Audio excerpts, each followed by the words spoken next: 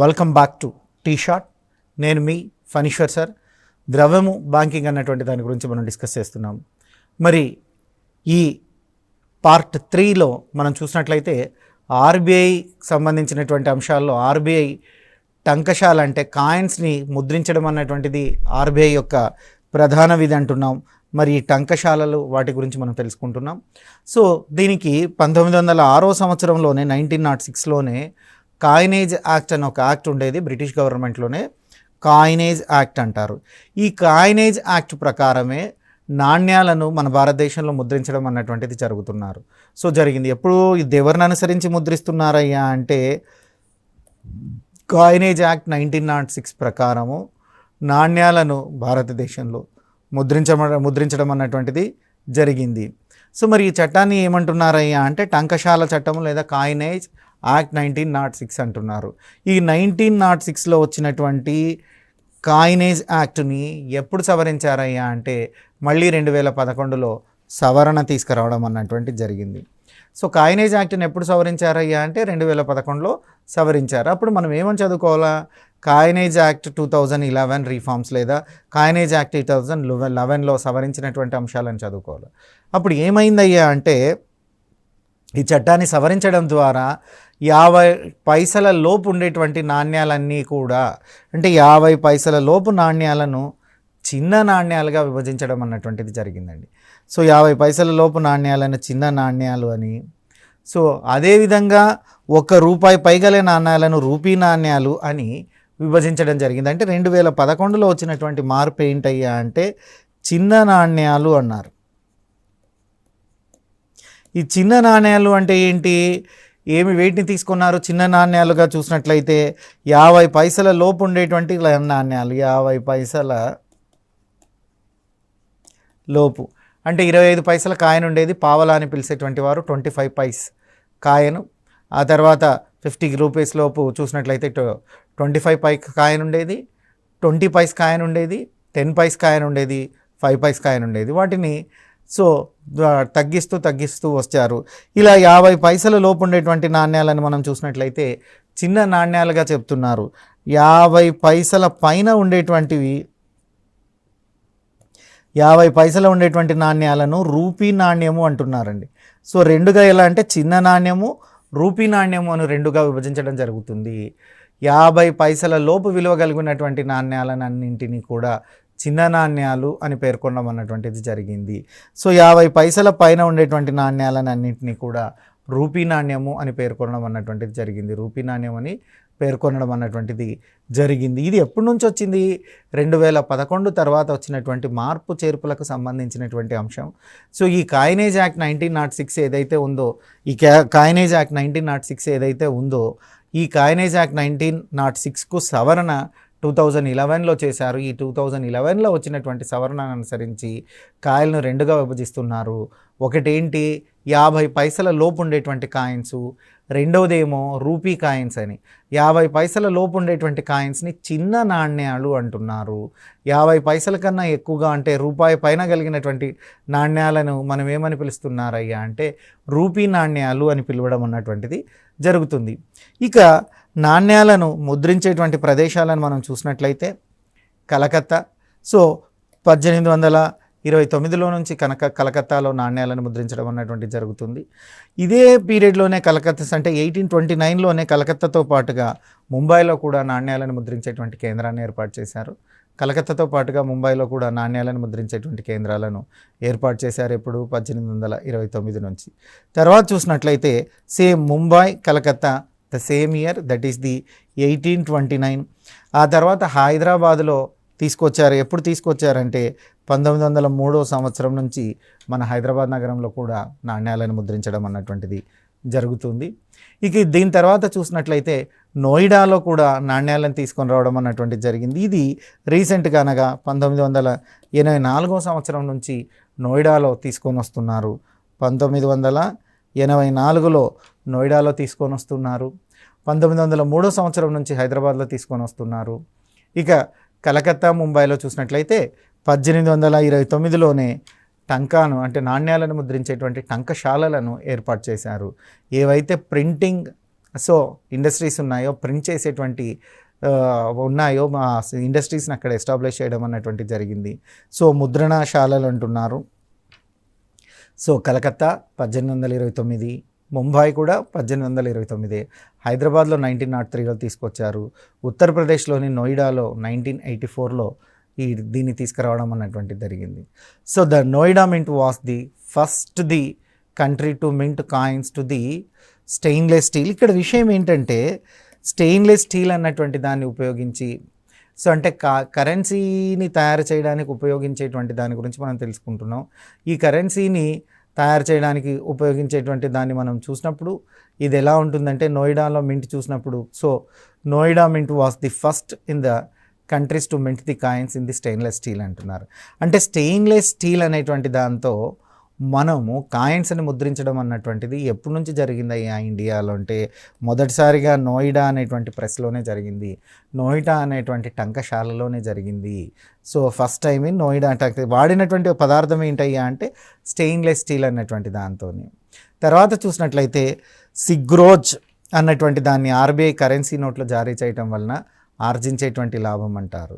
So సిగ్నోరోజ్ అనేటువంటిది ఏంటయ్యా అంటే, సిగ్నోరోజ్ అంటే ఆర్బీఐ కరెన్సీ నోట్లను జారీ చేయడం వల్ల అలా వచ్చేటువంటి లాభాన్ని అలా పిలుస్తున్నారు. ఇక ఈ కరెన్సీ నోట్లు ఏమేమి ఉన్నాయి భారతదేశంలో, ఎలా వాటికి యొక్క పరిస్థితులు ఉన్నాయి చూసినట్లయితే, లయన్ క్యాపిటల్ సిరీస్ నోట్స్ అంటే సింహం సో ఉండేటువంటి నోట్లు ఒక సిరీస్ అన్నటువంటి దాన్ని తీసుకొచ్చారు. ఆ సిరీస్ ఏమున్నాయో చూద్దాం. దేశానికి స్వతంత్రం సిద్ధించిన తర్వాత నుంచి ఆర్బీఐ నోట్ల పైన సింహం గుర్తు, so lion capital of Ashoka అంటే ఇక్కడ చూసినట్లయితే అశోకుడి యొక్క మన నోట్ల మీద చూస్తాం 4 సింహాల తల ఉండేటువంటిది. అదేవిధంగా అశోక చక్రం అన్నటువంటిది ఉండేటువంటి దాన్ని, అంటే సింహం గుర్తు చూస్తే ధర్మానికి న్యాయానికి రక్షణ ఉండేటట్లుగా భారతదేశంలో చేసినటువంటి 4 సింహాల తల అంటే ఎంబ్లమ్ ఆఫ్ ది ఇండియా అంటారు. భారతదేశం యొక్క ముద్రతో ఉండేటువంటి నోట్లను కూడా తీసుకొచ్చారు. అదేవిధంగా అశోక చక్రం ఉండేటువంటి నోట్లను కూడా తీసుకురావడం అన్నటువంటి జరిగింది. అంటే నోట్లపైన భారతదేశం యొక్క ఎంబ్లమ్ అంటే భారతదేశం యొక్క ముద్ర ఏదైతే ఉందో 4 తలల సింహం దాన్ని, అదేవిధంగా అశోక చక్రాన్ని ముద్రించడం అన్నటువంటిది జరిగింది. మరి అశోక చక్రం అన్నటువంటిది చూసినట్లయితే ఈ అశోక చక్రం మరియు కొద్ది రోజులకు భారత పార్లమెంటును కూడా నోట్ల మీద ముద్రించడం అన్నటువంటిది జరిగింది. సో నోట్ల మీద వేసేటువంటి ముద్రణ బొమ్మల్ని చూసినట్లయితే 4 తలల సింహాన్ని వేశారు. సో లయన్ క్యాపిటల్ సిరీస్ ఉంది, అశోక చక్రాన్ని ముద్రించారు. అదేవిధంగా చూసినట్లయితే భారత పార్లమెంటుని కూడా ముద్రించడం అన్నటువంటిది జరిగింది. అయితే ఇది స్టార్టింగ్లో మొదట చూసినప్పుడు, అంటే మనం మొదటగా రిజర్వ్ బ్యాంక్ ఏర్పడినప్పుడు మొదటగా భారతదేశంలో కరెన్సీ ముద్రణ అన్నటువంటిది జరిగినప్పుడు, నోట్లను ముద్రించడం అన్నటువంటిది జరిగినప్పుడు జార్జ్ 6 బొమ్మ ఉండేదండి. మొట్టమొదట అందరికన్నా ముందుగా చూసినట్లయితే దీనికంటే ముందు జార్జ్ 6కు సంబంధించినటువంటి బ్యాంకు నోట్ సిరీస్ ఉండేది.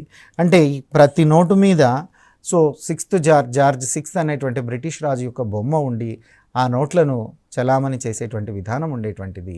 ఈ నోట్ల జార్జ్ 6 బ్యాంకు నోట్ సిరీస్ అంటారు దీన్ని. ఈ జార్జ్ 6 బ్యాంకు నోట్ సిరీస్ అన్నటువంటిది రద్దు చేయబడింది.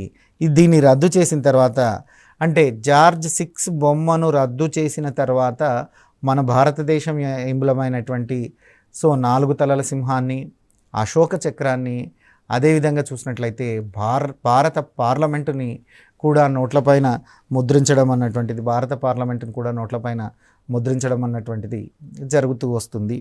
సో ఈ ముద్రణకు ముందంటే మన భారతదేశానికి సంబంధించినటువంటి 3 తలల సింహం అయితేనేమి, అశోక చక్రం అయితేనేమి, అదేవిధంగా భారత పార్లమెంట్ అయితేనేమి, వీటికి ముందు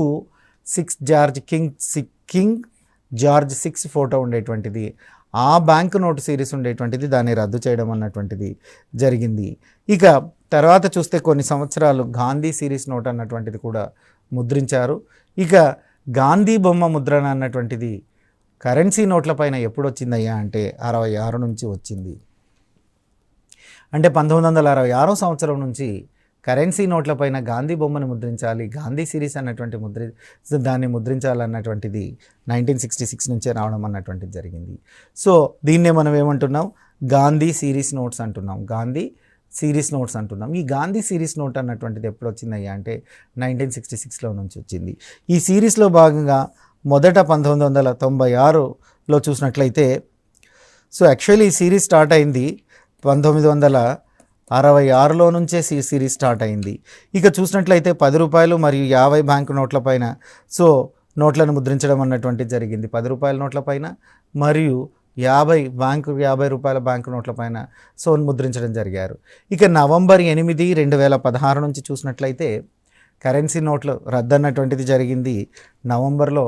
సో నవంబర్ 8, 2016న నోట్ల రద్దుని నరేంద్ర మోడీ ప్రభుత్వం అన్నటువంటిది ప్రకటించడం జరిగింది. మరి ఆ చర్య తర్వాత ఆర్బీఐ నూతన కరెన్సీ నోట్లను ముద్రించడం అన్నటువంటిది జరిగింది. సో డిమానిటైజేషన్ అంటున్నారు దీన్ని. సో కరెన్సీని రద్దు చేయడము ఇది ఎప్పుడు జరిగిందయ్యా అంటే 8 నవంబర్ 2016. 8 నవంబర్ 2016లో జరిగింది. ఇది రెండవసారి. అంతకుముందు జనతా ప్రభుత్వం కూడా నోట్లను రద్దు చేసింది. మోడీ ప్రభుత్వం నోట్లను రద్దు చేయడం అన్నటువంటిది రెండోసారి. ఆ తర్వాత చూసినట్లయితే ఆర్బీఐ నూతన కరెన్సీ నోట్లను అన్నట్లను ముద్రించడం జరిగింది. మరి ఈ నూతన కరెన్సీ నోట్లో కొత్తగా 2000 నోట్ అన్నటువంటి దాన్ని ప్రతిపాదించడం జరిగింది. సో మరి ఈ 2000 నోట్లు తర్వాత కొత్తగా ముద్రించబడినటువంటి నోట్లు ఏమి ఉన్నాయో చూద్దాం. నూతన కరెన్సీ నోట్లు వాటిపై ఉండేటువంటి అంశాల మీద మనకి ఎగ్జామ్లో క్వశ్చన్స్ అడుగుతున్నారు. నూతన కరెన్సీ నోట్లు వాటిపై ఉండేటువంటి అంశాల మీద మనకు ఎక్కువగా క్వశ్చన్స్ వస్తూ ఉన్నాయి. సో వీటిని కూడా ఒక లుక్ వేద్దాం. ఆర్బీఐ నూతనంగా జారీ చేసే కరెన్సీ నోట్లు ఈ క్రింది అంశాలను కలిగి ఉంటాయి. సో ఏమేమి ఉన్నాయంటే అన్ని నూతన కరెన్సీ నోట్లకు ముందు భాగంలో చూసినట్లయితే నోటు మధ్యలో గాంధీ గారి బొమ్మ ముద్రించబడి ఉంటుంది. సో అన్ని నోట్లకు చూసినట్లయితే ముందు భాగంలో చూసినట్లయితే నోటు మధ్యలో గాంధీ గారి బొమ్మని ముద్రిస్తున్నారు. నోటు మధ్యలో గాంధీ గారి బొమ్మ ముద్రించింది. సో కరెంటు నోటు విలువ దేవనాగరిక లిపిలో వ్రాయబడి ఉంటుంది. ఫర్ ఎగ్జాంపుల్ కరెంటు నోటు విలువ సో కరెన్సీ నోటు విలువ చూసినట్లయితే 500 రూపాయల నోటు అనుకుందాం. ఈ 500 రూపాయల నోటు మీద 500 రూపాయలు అన్నటువంటిది విలువ అంటారు. ఈ 500 రూపాయలు అన్నటువంటిది దేవనాగరిక లిపిలో వ్రాయబడి ఉంటుంది. తర్వాత చూసినట్లయితే అశోక చక్రము మరియు దాని కింద సత్యమేవ జయతే అన్నటువంటి పదాలు రాయబడి ఉంటాయి. సో నూతన కరెన్సీ నోట్ల ముందు భాగాన్ని మనం పరిశీలించి చూసినట్లయితే అందులో చూసినట్లయితే నోటు మధ్యలో గాంధీ గారి బొమ్మ ముద్రించబడి ఉంటుంది. అదేవిధంగా చూసినట్లయితే కరెన్సీ నోటు విలువ దేవనాగరికత లిపిలో కరెన్సీ నోటు విలువ రాయబడి ఉంటుంది. అదేవిధంగా చూసినట్లయితే అశోక చక్రం అన్నటువంటిది ఉంటుంది మరియు అశోక చక్రం కిందనే సత్యమేవ జయతే. సో ఇది ముండకోపనిషత్తు నుంచి భారతదేశంలో తీసుకున్నారు ఈ సత్యమేవ జయతే అన్నటువంటిది. ఈ సత్యమేవ జయతే అన్నటువంటి పదాలు రాయబడి ఉంటాయి. ఇవి కొత్త సిరీస్కి సంబంధించినటువంటి అంశాలు. ఇంకా కొత్త సిరీస్కి సంబంధించిన అంశాలు ముందు భాగంలో మనం చూసాం. ముందు భాగంలో 3 ప్రధాన అంశాలు ఏంటంటే గాంధీ గారి బొమ్మ ముద్రించబడి ఉంటుంది. 2 ఏంటంటే నోటు విలువ దేవనాగరిక లిపిలో ఉంటుంది. 4 చూసినట్లయితే అశోక చక్రం అన్నటువంటిది ఉంటుంది. దీని క్రింద సత్యమేవ జయతే అన్నటువంటిది ఉంటుంది. ఇక కరెన్సీ నోట్ల వెనక భాగం చూసినట్లయితే కరెన్సీ నోట్ల వెనక భాగం మనం పరిశీలించినట్లయితే ఒక్కొక్క విలువ కలిగినటువంటి నోటుపై ఒక్కొక్క ప్రత్యేకమైనటువంటి చిహ్నాన్ని ముద్రించడం జరిగిందండి. అంటే అన్ని నోట్ల మీద ఒకే విధంగా ఉండదు. సో ప్రత్యేక చిహ్నం అన్నటువంటిది ఉంటుంది. అంటే ఒక్కొక్క విలువ కలిగినటువంటి నోటుపై ఒక్కొక్క ప్రత్యేకమైనటువంటి చిహ్నం ముద్రించబడి ఉంటుంది. తర్వాత చూసినట్లయితే ఇందులో స్వచ్ఛ భారత్ మిషన్ లోగో, గాంధీ గారి కళ్ళజోడు అన్నటువంటివి ఉంటున్నాయి. స్వచ్ఛ భారత్ మిషన్కి సంబంధించినటువంటి ఒక లోగో ఉంటుంది.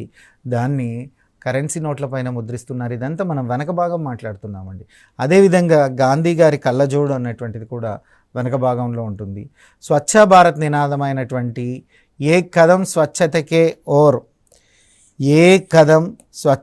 ఓర్ అన్నటువంటి నినాదం కూడా సో ఈ కరెన్సీ నోట్ల వెనక ఉండడం అన్నటువంటిది జరుగుతుంది. అంటే ముందు చూసినట్లయితే 3 పాయింట్లు మనం గుర్తుపెట్టుకోవాలి. ముందు నోట్లలో ఏమేమి ఉన్నాయంటే గాంధీ గారి బొమ్మ ముద్రించబడి ఉంటుంది. సో నోటు యొక్క విలువ దేవనాగరిక లిపిలో లిఖించబడి ఉంటుంది. అదేవిధంగా అశోకుడి ధర్మచక్రం మరియు క్రింద సత్యమేవ జయతే అని వ్రాయబడి ఉండడం అంటూ జరుగుతుంది. దాని తర్వాత చూసినట్లయితే నోటు వెనక భాగంలో చూసినట్లయితే ఒక్కొక్క విలువ కలిగినటువంటి నోటుపై ఒక ప్రత్యేక చిహ్నం ముద్రించబడి ఉంటుంది. అదేవిధంగా స్వచ్ఛ భారత్ మిషన్ లోగో, గాంధీ గారి కళ్ళజోడు ఉంటాయి. సి విషయానికి వస్తే స్వచ్ఛ భారత్ నినాదమైనటువంటి ఏక్ కదం స్వచ్ఛతకే ఓర్, ఏక్ కదం స్వచ్ఛతకే ఓర్ అన్నటువంటిది ఉంటుంది. ఇక దాని తర్వాత చూసినట్లయితే ఒక ప్యానెల్ ఉంటుంది. దీన్ని లాంగ్వేజ్ ప్యానెల్ గురించి, లాంగ్వేజ్ ప్యానెల్ గురించి మాట్లాడేటప్పుడు ఏ లాంగ్వేజ్ ఎలా ఉండాలి అన్నటువంటి లాంగ్వేజ్ ప్యానెల్ గురించి మాట్లాడితే 15 ప్రాంతీయ భాషల్లో ఇవి ముద్రించబడి ఉంటాయి. ఎన్ని భాషలు కరెన్సీ నోట్లపైన ముద్రించబడి ఉంటాయి అంటే 15 భాషలు కరెన్సీ నోట్లపైన ముద్రించబడి ఉన్నట్లుగా మనకు తెలుస్తూ ఉంటుంది. 15 ప్రాంతీయ భాషలు. కరెన్సీ నోటుపై భాగంలో ఇంగ్లీష్లో కరెన్సీ నోటు యొక్క విలువ రాసి ఉంటుంది. అంటే ఫస్ట్ ఇంగ్లీష్లో రాసి ఉంటుంది 500 rupees note, 2000 rupees note, 100 rupees note, 200 rupees note, ఇలా విలువలు అంటే కరెన్సీ నోటుపై భాగంలో చూసినట్లయితే ఇంగ్లీష్లో కరెన్సీ నోట్ యొక్క వాల్యూ రాయబడి ఉంటుంది. అంటే అది విలువ 500, 600, 400, 800, 200 నోటు ఉంటుంది, దాని విలువ ఉంటుంది. 500 ఉంటే 500 నోటు విలువ ఉంటుంది, 100 ఉంటే 100 నోటు విలువ అన్నటువంటిది కూడా ఉంటుంది. ఇక కరెన్సీ నోటుపై చూసినట్లయితే ఎడమ చివరన హిందీలో కరెన్సీ నోటు యొక్క విలువను కూడా రాయబడి ఉంటుంది. ముందేమో కరెన్సీ నోటుపై భాగంలో ఇంగ్లీష్లో రాస్తున్నారు, చివరిన చూసినట్లయితే హిందీలో కరెన్సీ నోటు విలువ ఎంతైతే అంత రాయబడి ఉంటుంది. ఇక వివిధ నూతన కరెన్సీ నోట్లు వాళ్ళలో ఉండేటువంటి బొమ్మల్ని మనం చూద్దాం. ఇది మనకు ఎగ్జామ్లో ఒక బిట్టు వచ్చేటువంటి అవకాశం ఉంది. మరి వివిధ నూతన కరెన్సీ నోట్లు చూసినప్పుడు కరెన్సీ నోటు విలువ, చిహ్నము, రంగు, నూతనంగా జారీ చేసినటువంటి తేదీలను, వాటి పరిస్థితులను మనం అబ్జర్వ్ చేస్తున్నాం. 10 రూపాయల నోటు తీసుకుంటే 10 రూపాయల నోటు తీసుకుంటే దాని మీద కోనార్క్లోని సూర్య దేవాలయం గురించి ఉంటుంది. ఇది ఒడిస్సా రాష్ట్రంలోని సూర్య దేవాలయాన్ని ముద్రించారు, దాన్నే మనం కోనార్క్ అంటున్నామండి. కోనార్క్ ఎన్ని రూపాయల నోటు మీద ఉంటుంది? 10 రూపాయల నోటు మీద మనం చూసినట్లయితే కోనార్క్ సూర్య దేవాలయం అన్నటువంటి దాన్ని ముద్రించడం అన్నటువంటిది జరిగింది. ఇక 20 రూపాయల నోటుని మనం చూసినట్లయితే ఎల్లోరా గుహలు, మహారాష్ట్రలోని ప్రసిద్ధి చెందినటువంటి ఎల్లోరా గుహలను 20 రూపాయల నోటు మీద ముద్రించడం అన్నటువంటిది జరిగింది. ఇది 20 నోట్. ఎల్లోరా చూసినట్లయితే 20 రూపాయల నోటును ముద్రించడం అన్నటువంటిది జరుగుతుంది. 50 రూపాయల నోటు మీద ఎవరి ముద్రణ ఉంటుందయ్యా అంటే హంపి రథం ఉంటుంది. 50 రూపాయల నోటు మీద చూసినట్లయితే హంపిలోని ఏకశిలా రథం ఉంటుంది, అది కర్ణాటకకు సంబంధించినటువంటిది. మనకు చాలా ప్రసిద్ధి చెందింది. ఏకశిలా రథం అన్నటువంటిది ఇది హంపిలో ఉంటుంది. మరి శ్రీకృష్ణదేవరాయలకు సంబంధించినటువంటి కాలానికి సంబంధించినటువంటి రాజధాని హంపి నగరం. మరి ఆ హంపి నగరంలోనే ఆ ఏకశిలా రథం అన్నటువంటి ఉంది. ఆ ఏకశిలా రథం మనకు 50 రూపీస్ నోటు పైన ఉంటుంది. అది ఎక్కడ ఉంటుందయ్యా అంటే కర్ణాటకలో ఉంటుంది. ఇక 100 రూపాయల నోటు పైన చూస్తే గుజరాత్లోని రాణికి వావ్ అన్నటువంటిది ఒక బావి ఉంటుంది, రాణిక వావ్ అన్నటువంటిది. గుజరాత్లో ఉంటుంది, ఇది 100 రూపాయల నోట్లో ఉంటుంది. రాణిక వావ్ అనేటువంటిది ఇది గుజరాత్లోని బావి ఉంటుంది. ఇది 100 రూపాయల నోటు పైన మనకు కనపడుతుందండి. ఎవరిది? రాణికి వావ్ అనేటువంటిది కనపడుతుంది. ఎక్కడ ఎన్ని రూపాయల నోటు పైన అంటే 100 రూపాయల నోటు పైన ఇది కనపడుతుంది. ఇక 2000 సంవత్సరం సాధించినటువంటి స్తూపం చూసినట్లయితే 200 రూపాయల నోటు మీద సాంచీ స్తూపం ఉంటుంది. ఇది భారతదేశానికి చాలా ముఖ్యమైనటువంటిది. సాంచీ స్తూపం అన్నటువంటిది ఉంది. ఇది మధ్యప్రదేశ్లో ఉన్నటువంటిది, సాంచీ మీద ఆధారపడి ఉంటుంది. 500 నోటు మీద చూసినట్లయితే న్యూఢిల్లీలోని ఎర్రకోట, అంటే ఇప్పుడు మనం ఏదైతే ఎర్రకోట రెడ్ ఫోర్ట్ అని చెప్తున్నామో ఆ ఎర్రకోట న్యూఢిల్లీలో ఉంటుంది. ఈ ఎర్రకోటను 500 నోటు పైన ముద్రించడం అన్నటువంటిది జరిగింది. ఇక 2000 నోటు పైన చూసినట్లయితే మంగళయాన్ అన్నటువంటిది ఒక ఆర్బిట్ ఉంటుంది. ఇది ఒక orbiter mission, Mars orbiter mission అంటున్నారు ఈ మంగళయాన్ అనేటువంటిది. ఈ మార్స్ ఆర్బిటల్ మిషన్ అనేటువంటిది మంగళయాన్ అనేటువంటిది దీనిపైన 2000 నోటు పైన ముద్రించడం అన్నటువంటిది జరుగుతుంది. ఇక ఈ నోట్ల పైన ఏమేమి ముద్రించారన్నటువంటిది మీకు ఒక ఎగ్జామ్లో అడిగేటువంటి అవకాశం ఉంది. ఎక్కడైనా ఎగ్జామ్లో ఛాన్సెస్ ఉన్నాయి. 10 రూపాయల నోటు పైన సూర్య దేవాలయాన్ని ముద్రించారు. ఇది కోనార్కులో ఉండేటువంటి సూర్య దేవాలయము ఒడిస్సా రాష్ట్రంలో ఉంటుంది. ఇక 20 రూపాయల నోటు పైన చూసినట్లయితే ఎల్లోరా గుహలు. ఈ ఎల్లోరా గుహలు చూసినట్లయితే మహారాష్ట్రలో ఉంటాయి. ఎల్లోరా గుహలు చూసినట్లయితే మహారాష్ట్రలో ఉంటాయి ఎల్లోరా గుహలు. మరి ఇది 20 రూపాయల నోటు పైన ఎల్లోరా గుహలను వేశారు. 50 రూపాయల నోటు పైన ఉండేటువంటి బొమ్మ ఏంటయ్యా అంటే హంపీలోని రథం, దాన్ని ఏకశిలా రథం అంటున్నారు. ఈ హంపి అన్నటువంటిది కర్ణాటక రాష్ట్రంలో ఉంటుంది. తర్వాత చూసినట్లయితే 100 రూపాయల నోటు మీద రాణి కా వావ్, గుజరాత్లోని ఉండేటువంటి ఒక భావి రాణి గారిది. సో రాణి కా వావ్ అనేటువంటి దాన్ని వేయడం అన్నటువంటి జరిగింది. 200 నోటు మీద చూసినట్లయితే సాంచి స్తూపము, మధ్యప్రదేశ్లో ఉండేటువంటి సాంచి స్తూపాన్ని 2000 రూపాయల నోటు పైన వేయడం అంటూ జరుగుతుంది. ఇక ఆ తర్వాత చూసినట్లయితే 500 రూపాయల నోటు పైన ఎర్రకోటని ముద్రించడం అన్నటువంటి జరుగుతుంది. సో 500 రూపాయల నోటు పైన చూసినట్లయితే ఎర్రకోట ముద్రిస్తున్నారు. ఇక 2000 రూపాయల నోటు పైన చూసినట్లయితే మంగళయాన్ అన్నటువంటిది ఉంటుంది. మంగళయాన్ అనేటువంటిది ఒక మార్స్ ఆర్బిటర్ మిషన్. మంగళయాన్ అన్నటువంటిది మార్స్ ఆర్బిటర్ మిషన్ అంటున్నారు.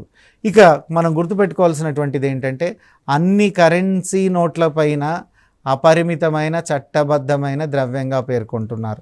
అన్ని కరెన్సీ నోట్లను అపరిమిత చట్టబద్ధమైనటువంటి ద్రవ్యంగా పేర్కొంటున్నారు.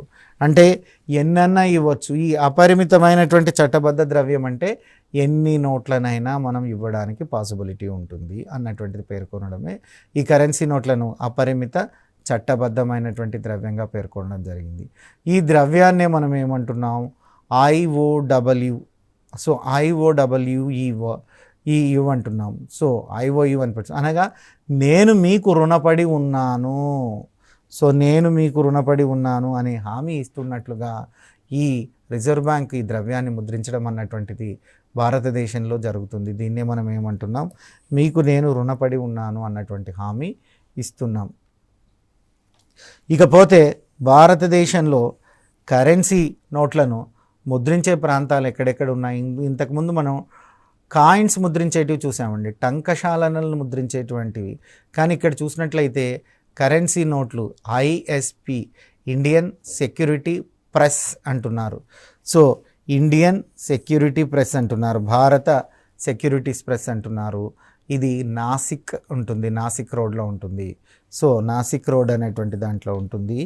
సో మరి అదేవిధంగా చూసినప్పుడు పాస్పోర్టులు, వీసాలు, పోస్ట్ కార్డులు, పోస్టల్ స్టాంపులు మొదలగునటువన్నిటి కూడా ఇక్కడే తయారవుతున్నాయి. ఎక్కడ తయారవుతున్నాయి అంటే ఇండియన్ సెక్యూరిటీ ప్రెస్ అనే చోట ఇవి తయారవడం అన్నటువంటిది జరుగుతుంది. మరి ఈ ఇండియన్ సెక్యూరిటీ ప్రెస్ అన్నటువంటిది ఎక్కడ ఉంటుందయ్యా అంటే నాసిక్లో ఉంటుంది.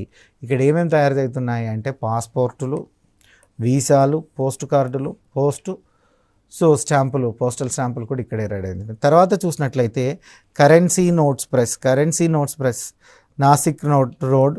సో 2000 నోటు తప్ప మిగతా అన్ని బాండ్ల పేపర్లు, 2000 నోటు తప్ప మిగతా అన్ని బాండ్ల పేపర్లు, పోస్టల్ స్టాంపులు, పోస్టల్ కార్డులు ఇక్కడే మనం రిలీజ్ చేయడం అన్నటువంటి జరుగుతుంది. ఇక్కడే పోస్టల్ కార్యాలయం మొదలగునన్నీ ఇక్కడే ప్రింట్ అవుతున్నాయి. ఎక్కడ ప్రింట్ అవుతున్నాయంటే కరెన్సీ నోట్స్ ప్రెస్ అనేటువంటి దాని మీద, CNP కరెన్సీ నోట్స్ ప్రెస్ అనేటువంటి దాని మీద ఇవి ఉండడం అన్నటువంటిది జరుగుతుంది. ఇకపోతే భారతదేశ సామాజిక మరియు ఆర్థిక అభివృద్ధికి సంబంధించినటువంటి అంశాలు చూసినట్లయితే బ్యాంక్ నోట్ ప్రెస్ ఇది ఎక్కడుంటుందయ్యా అంటే కర్ణాటకలో ఉంటుంది. సో BNP, సో కర్ణాటకలోని మైసూర్లో ఉంటుంది. ఇది మైసూర్లో ఉంటుంది. సో కర్ణాటక రాష్ట్రం. బ్యాంక్ నోట్ ప్రెస్ 2000 రూపాయల నోటును మొట్టమొదటిసారిగా ఇక్కడే ముద్రించడం జరిగింది. సో 2000 రూపాయల నోటును మొదటిసారిగా ఎక్కడ ముద్రించడం జరిగిందయ్యా అంటే BNPలో ముద్రించడం జరిగింది. అంటే బ్యాంకు నోట్ ప్రెస్ అనేటువంటి నోటు ప్రెస్లో 200 రూపాయల నోటును ముద్రించడం అన్నటువంటిది జరిగింది. ఇక చూసినట్లయితే కరెన్సీ నోట్ ప్రెస్ చూసినట్లయితే పశ్చిమ బెంగాల్లో ఉంటుంది. ఇది సాల్బోని అనేటువంటి ప్రాంతంలో ఉంటుంది. సో పశ్చిమ బెంగాల్లో ఈ కరెన్సీ నోట్ ప్రెస్ కలదు. ఇక్కడ కరెన్సీ నోట్లకు అవసరమయ్యే పేపర్ను హోషంగాబాద్ పేపర్ మిల్ అనేటువంటి తయారు చేస్తుంది. హోషంగాబాద్లో చూసినట్లయితే సో కరెన్సీ నోట్లకు అవసరమయ్యేటువంటి పేపర్ ఏదైతే ఉందో ఈ కరెన్సీ నోట్లకు అవసరమయ్యేటువంటి పేపర్ను ఎక్కడ తయారు చేస్తున్నారయ్యా అంటే హోషంగాబాద్లో తయారు చేస్తున్నారు. కరెన్సీ నోట్లకు అవసరమయ్యేటువంటి పేపర్ను హోషంగాబాద్లో తయారు చేయడం అన్నటువంటిది జరుగుతుంది. కరెన్సీ నోట్ల తయారీకి వాడేటువంటి ఇంకును దేవాస్ ఇంక్ అని పిలుస్తున్నారు. కరెన్సీ నోట్ల తయారీకి వాడేటువంటి ఇంకును ఏమంటున్నారయ్యా అంటే దేవాస్ ఇంక్ అని పిలుస్తున్నారు. కరెన్సీ నోట్ల తయారీకి వాడే ఇంకును దేవాస్ ఇంక్ అని పిలుస్తున్నారు. అదేవిధంగా చూసినట్లయితే ఈ దేవాస్ ఇంక్ ఫ్యాక్టరీ ఎక్కడుందయ్యా అంటే మధ్యప్రదేశ్లో ఉంటుంది. ఇది మధ్యప్రదేశ్లోనే తయారవుతుంది. కరెన్సీ నోట్ల తయారీకి వాడేటువంటి ఇంకు మధ్యప్రదేశ్లో తయారవుతుంది. మధ్యప్రదేశ్లో ఎక్కడ తయారవుతుందయ్యా అంటే దేవాస్ ఇంకు ఫ్యాక్టరీలో తయారవుతుంది. దేవాస్ ఇంకు ఫ్యాక్టరీలో తయారవుతుంది. ఇక 2006లో భారత ప్రభుత్వం వారు చూసినట్లయితే మింట్స్ అండ్ ప్రెస్లను కలిపి security printing and minting corporation of India limited అనే పేరు కిందికి తీసుకురావడం అన్నటువంటిది జరిగింది. సో ఎప్పుడు 2006 సంవత్సరంలో భారత ప్రభుత్వం వారు ఏం చేశారు? 2006 సంవత్సరంలో మింట్ అండ్ ప్రెస్లను కలిపి security printing and minting corporation of India limited అనేటువంటి దాని కిందికి తీసుకొని వచ్చారు. Security printing and minting corporation of India అనేటువంటి దాని కిందికి తీసుకురావడం అన్నటువంటిది జరిగింది. ఎప్పటి నుంచి? 2006 నుంచి జరిగింది. ఇక ప్రభుత్వానికి బ్యాంకు లేదా ఏజెంటు లేదా సలహాదారు అంటే రిజర్వ్ బ్యాంకు చూసినట్లయితే ప్రభుత్వానికి బ్యాంకుగా వ్యవహరిస్తుంది, లేదా ఏజెంట్గా వ్యవహరిస్తుంది, లేదా సలహాదారుగా వ్యవహరిస్తుంది. అంటే దీన్ని ప్రభుత్వ బ్యాంక్ అని చెప్పవచ్చును, ప్రభుత్వ ఏజెంట్ బ్యాంక్ అని కూడా చెప్పవచ్చును, ప్రభుత్వ సలహా బ్యాంక్ అని కూడా చెప్పవచ్చు. 3 యాక్టివిటీసు 3 కార్యక్రమాలు రిజర్వ్ బ్యాంకు నిర్వర్తించడం అనేటువంటిది జరుగుతుంది. ఇక ఆర్బీఐ చూసినట్లయితే అన్ని రాష్ట్ర ప్రభుత్వాలకు మరియు కేంద్ర ప్రభుత్వానికి బ్యాంకు ఏజెంట్గా పనిచేస్తుంది. ఆర్బీఐ అనేటువంటిది చూసినట్లయితే అన్ని రాష్ట్ర ప్రభుత్వాలకు అదేవిధంగా కేంద్ర ప్రభుత్వాలకు బ్యాంక్ ఏజెంట్గా పనిచేయడం అన్నటువంటిది జరుగుతుంది. బ్యాంక్ ఏజెంట్గా పనిచేయడం అన్నటువంటిది జరుగుతుంది. అదేవిధంగా చూసినట్లయితే రాష్ట్రాలకు కేంద్ర ప్రభుత్వానికి ఓవర్ డ్రాఫ్ట్ సౌకర్యం ఓడి ఏదైతే ఉంటుందో ఓవర్ డ్రాఫ్ట్ సౌకర్యాన్ని ఆర్బీఐ కల్పిస్తుంది. అంటే ఏదైనా కేంద్ర ప్రభుత్వం తన దగ్గర డబ్బులు లేకపోతే కూడా ఓవర్ డ్రాఫ్ట్ చేసుకొని అంటే అప్పుగా ముందుగానే తీసుకునేటువంటి ఫెసిలిటీని ఆర్బీఐ కల్పిస్తుంది. ఇది కేంద్రానికి ఉంటుంది, రాష్ట్రాలకు ఉంటుందండి. రాష్ట్రాలు కావచ్చు, కేంద్రం కావచ్చు, ఓవర్ డ్రాఫ్ట్ సౌకర్యాన్ని ఆర్బీఐ కల్పిస్తుంది. ఆర్బీఐ కల్పించేటువంటి సౌకర్యము ఓవర్ డ్రాఫ్ట్ సౌకర్యం ఉంటుంది. మరి ఈ ఓవర్ డ్రాఫ్ట్ సౌకర్యం చూసినట్లయితే 90 రోజుల కాల పరిమితితో కూడినటువంటి స్వల్పకాలిక రుణంగా మనం చెప్తాం. ఈ ఓవర్ డ్రాఫ్ట్ని మనం ఏం చెప్తున్నామంటే 90 రోజుల కాల పరిమితి కలిగినటువంటి స్వల్పకాలిక రుణంగా మనం దీన్ని చెప్పడం అన్నటువంటిది జరిగింది. సో ఇది ఒక స్వల్పకాలిక రుణం అంటే 3 నెలల కాలానికి 3 నెలలకు దీన్ని తీసుకోవడం అన్నటువంటిది జరుగుతుంది. సో 90 రోజుల కాల పరిమితితో కూడినటువంటి స్వల్పకాలిక రుణం అని దీన్ని పిలవడం అన్నటువంటిది జరుగుతుంది. ఇక ఆర్బీఐ ప్రభుత్వాలకు ఆర్థిక ద్రవ్యపరమైనటువంటి సలహాలు ఇస్తుంది. సో ఏదైనా ప్రభుత్వాలకు ఇబ్బంది వచ్చినప్పుడు ఆర్బీఐ ఏం చేస్తుందయ్యా అంటే ఆర్థికపరమైనటువంటి సలహాలు లేదా ద్రవ్యపరమైనటువంటి సలహాలను ఇవ్వడం అంటూ జరుగుతుంది. ఇక ఆర్బీఐ యొక్క నగదు నిల్వలను మనం డిపాజిట్ రూపంలో చూసినట్లయితే సో నగదు నిల్వలను ఆర్బీఐ డిపాజిట్ రూపంలో పెట్టుకోవడము మరియు ప్రభుత్వం తరపున చెల్లింపు చేయడం అన్నటువంటిది చేస్తుంది. అంటే నగదు క్యాష్ ఏదైతే వస్తుందో ఆ క్యాష్ని ఆర్బీఐ ఏం చేస్తుంది అంటే తన దగ్గర నిల్వలుగా డిపాజిట్ రూపంలో ఉంచుకుంటుంది. అదేవిధంగా ప్రభుత్వం తరపున ఏవైనా చెల్లింపులు ఉంటే కూడా చెల్లింపులు చేస్తుంది. ఇవి ఆర్బీఐ యొక్క ప్రత్యేకమైనటువంటి విధులు. మరి మనం ఈ ఎపిసోడ్లో గమనించినట్లయితే ఈ ఎపిసోడ్లో ఏం నేర్చుకుంటున్నామయ్యా అన్న దాన్ని మనం చూసినట్లయితే టంకశాలలు అంటే ముద్రణను చూసినాం. ఇందులో కాయినేజ్ యాక్ట్ 1906 అనేది చూసాం. దాన్ని 2011లో సవరించినట్లుగా చూసాం. 50 పైసలలోపు నాణ్యాలను చిన్న నాణ్యాలని, అంతకన్నా ఎక్కువ ఉంటే పెద్ద నాణ్యాలని చూసాం. నాణ్యాలను ముద్రించేటువంటి ప్రదేశాలను చూసాం. కలకత్తా, ముంబై, హైదరాబాద్, నోయిడాలో చూసాం. నోయిడాలో ఫస్ట్ స్టెయిన్లెస్ స్టీల్తో కాయిన్స్ ముద్రిస్తున్నట్లుగా చూసాం. అదేవిధంగా చూసినట్లయితే లయన్ క్యాపిటల్ సిరీస్ నోట్ అంటారు. అంటే సిరీస్ మీద 3 తలల సింహం, 4 తలల సింహం బొమ్మ, అశోక చక్రం బొమ్మ, అదేవిధంగా చూసినట్లయితే మనకు సంబంధించినటువంటి భారత పార్లమెంటు బొమ్మ ముద్రించడం జరుగుతుంది. అంతకుముందు జార్జ్ 6 ముద్రించినట్లుగా మనం చూస్తున్నాం. సో ఇక గాంధీ సిరీస్ అన్నటువంటిది 66లో స్టార్ట్ అయిందని మనం చూసాం. తర్వాత కరెన్సీ నోట్ల రద్దు విషయం చూసినట్లయితే నవంబర్ 8, 2016న కరెన్సీ నోట్లను రద్దు చేసినట్లుగా చూసాం. ఇక నూతన కరెన్సీ నోట్లపైన ఏమేమి ఉంటుందంటే ముందు భాగంలో గాంధీ బొమ్మను ముద్రించడం, కరెన్సీ విలువను దేవనాగరికత లిపిలో రాయడం, అశోక చక్రం, సత్యమే జయతే అని రాసేటువంటి దాన్ని చూసాం. ఇక కరెన్సీ నోటు విభాగంలో చూసినట్లయితే వెనక భాగానికి అంటే బ్యాక్ సైడ్ చూసినట్లయితే ఒక్కొక్క నోటు పైన ఒక్కొక్క ప్రత్యేక చిహ్నాన్ని ఉంటుంది. సాధారణంగా స్వచ్ఛ భారత్ మిషన్ లోగోని ప్రింట్ చేశారు. దాంతోపాటుగా గాంధీ గారి కళ్ళజోడు ఉంటుంది. ఇక దాని తర్వాత స్వచ్ఛ భారత్ నినాదము, ఏ కదం స్వచ్ఛత కా ఓర్ అన్నటువంటిది పెట్టారు. ఇక లాంగ్వేజ్ ప్యానల్లో చూసినట్లయితే 15 ప్రాంతీయ భాషల్ని ముద్రించడం అన్నటువంటిది జరిగింది.